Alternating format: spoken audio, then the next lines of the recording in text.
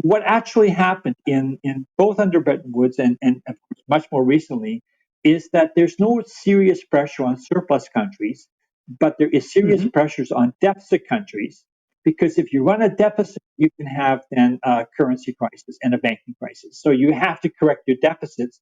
But in the populist economics, okay, the surplus countries are causing the problem, including for the United States. And so they're predatory economies, and they're mercantile. And of course, the two major ones are China and Japan. China and Germany, right? A few others.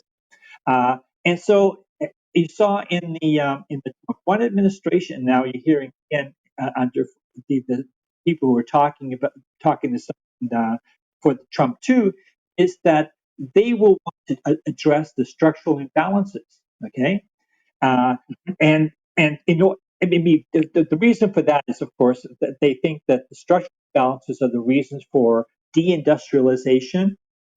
Deindustrialization is the cause, loses manufacturing jobs.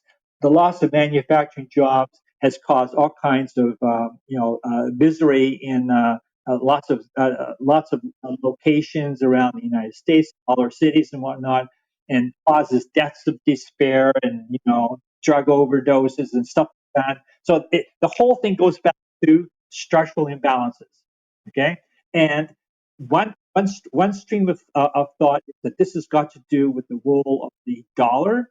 And so the solution is to end somehow or other the international role of the dollar. Michael Pettis has suggested this, for example.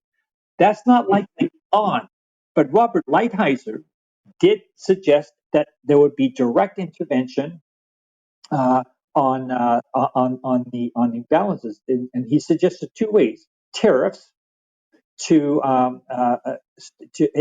manage trade. You issue licenses to import, and that would then harshly restrict the inflow of imports and restore balance on the current account.